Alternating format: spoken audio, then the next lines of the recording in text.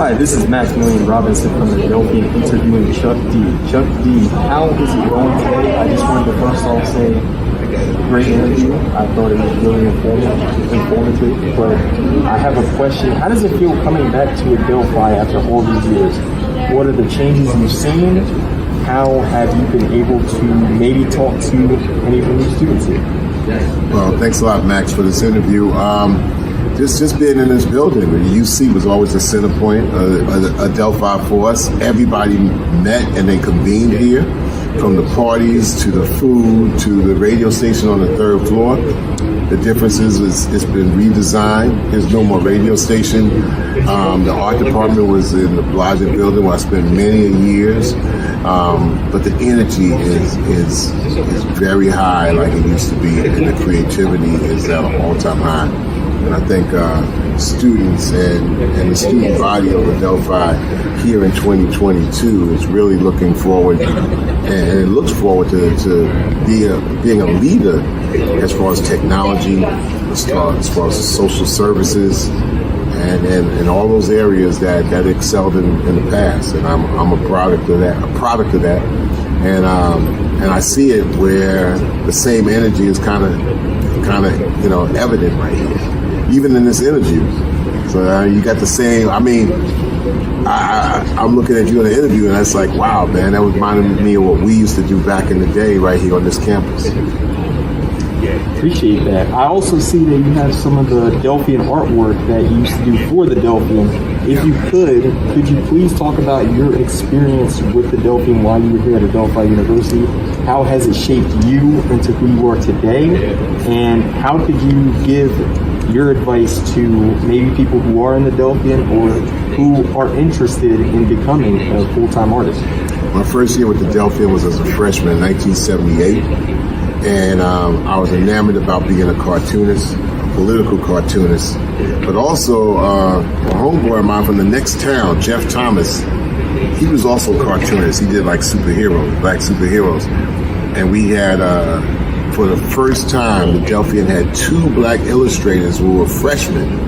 And the fun point for me for the Delphian, and later on I became a strip writer, a cartoonist for the Delphian, 83, 82, 84. The thing about it is that you was excited seeing your stuff duplicated.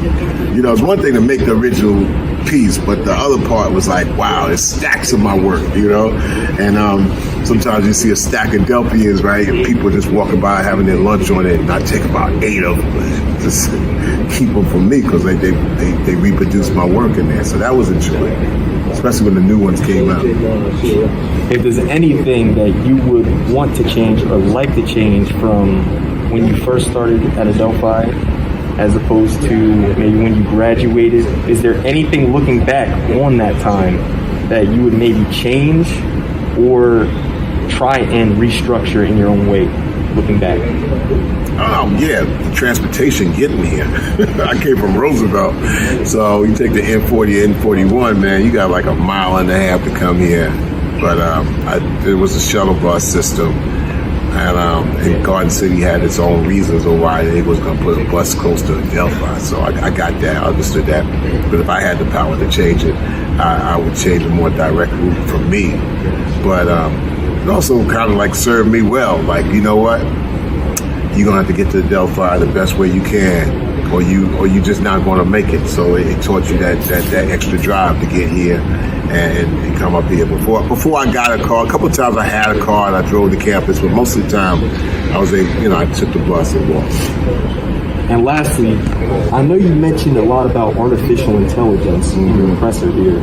Could you explain for those who may not have been in attendance and for the art students today, how would you differentiate between the two, between the artificial intelligence that are becoming the new form of art versus how maybe an art student here at Delphi could make their name and make an impact on society through their work? How could you tell the difference between the two? And what advice would you give the art students who are trying to make that impact moving forward? Well, I think the human being has to be greater than the tools. I don't think you'll be able to master the tools, but you'll be able to manage them. to be able to tell what's real, what's fake. And I think in the area of the arts, everything starts from an artist standpoint. Design of the building, the clothes you wear. I think the beautiful thing about human beings managing the arts is that we have beautiful mistakes, which lead to the souls of our lives, and we don't have to be perfect. Artificial intelligence is not going to get dumber. They will have a difficulty making those mistakes as it gets better.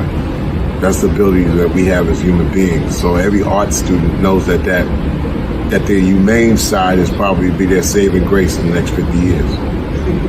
Chuck B, it's a pleasure. I appreciate you for this interview. Thank you. There we have it. Maxmillian Robinson from the Delphian. All good.